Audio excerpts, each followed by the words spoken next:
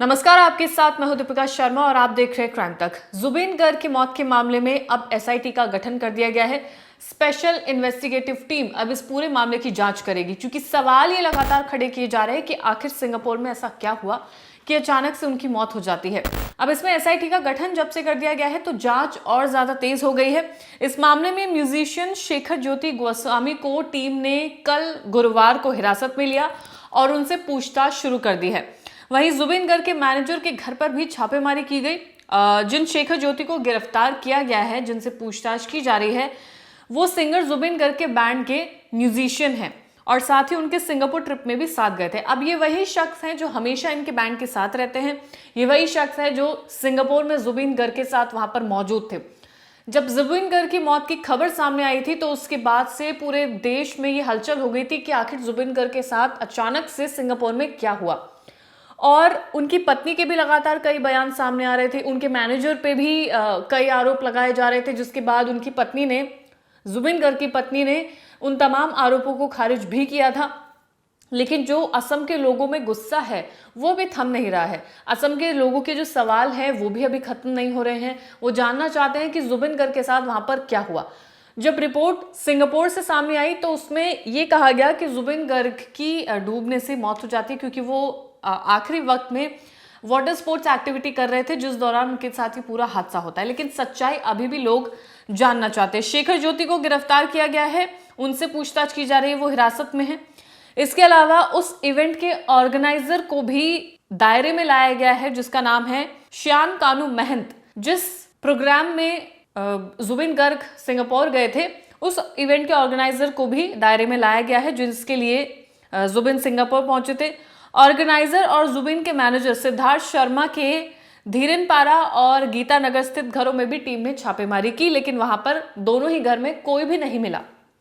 Report के मुताबिक जिस समय टीम सिद्धार्थ के घर पहुंची थी, सिद्धार्थ यानी कि जुबिन गर्ग के मैनेजर, जब उनके घर पे पुलिस पहुंचती है तो लोगों की भीड़ लग जाती है। लेकिन लोग जो आसपास के वहां पर मौजूद होते हैं वो पुलिस जीप पर पथराव करना शुरू कर देते हैं। इस उपद्रव के चक्कर में पुलिस ने उन कुछ लोगों को भी अरेस्ट किया है जो पथराव कर रहे थे पुलिस की जीप पर, तो वो लोग भी अरेस्ट किए गए हैं। फिलहाल ये साफ नहीं है कि इन सभी को किन धाराओं के तहत जांच के दायरे में लिया गया है और जांच में क्या सुराग मिले हैं।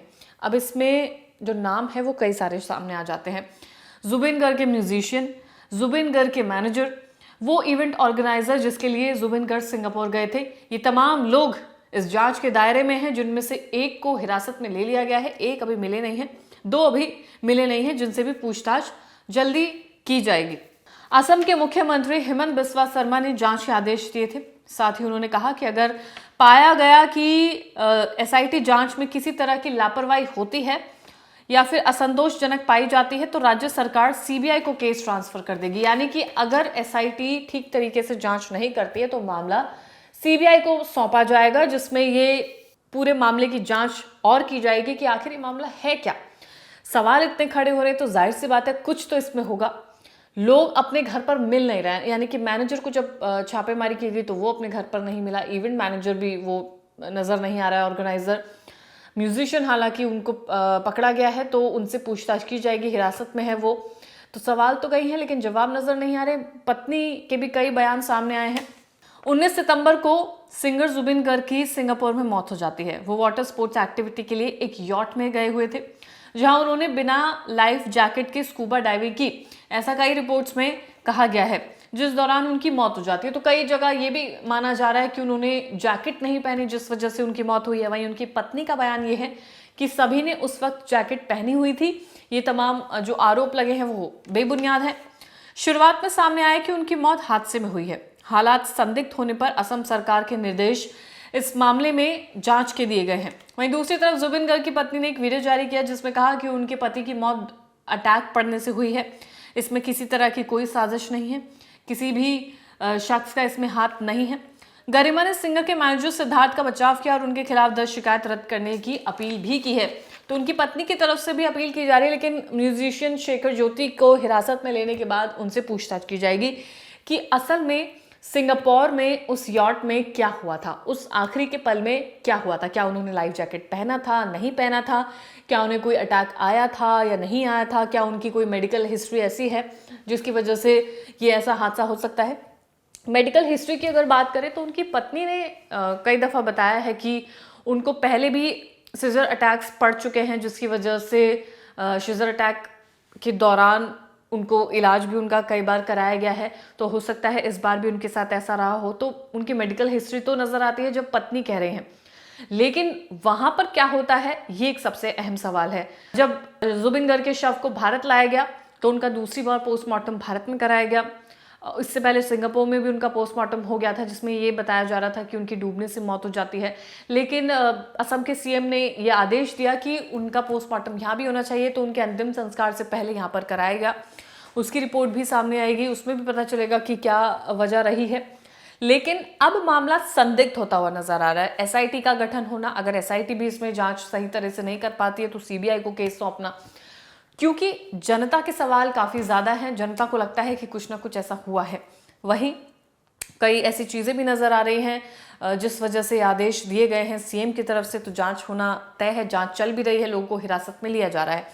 अब जुबिन गर्ग अपने आप में वो शख्सियत हैं जो सिर्फ असम पर नहीं बल्कि पूरे देश पर अपना असर छोड़ कर गए हैं।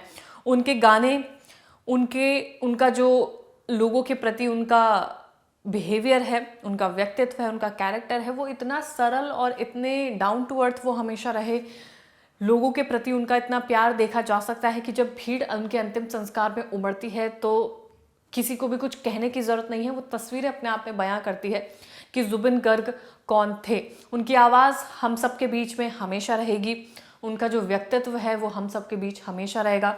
हालांकि ये बड़ी दिलचस्प बात थी, उनके जो पदचिन्ह हैं वो भी रखे गए हैं, सहेज कर रखे गए हैं, ताकि आने वाली जनरेशन देखे कि कला किसका नाम है। वो जो कला जुबिन गर्ग के अंदर है उनके पदचिन्ह में भी वो देखी जा सकती है।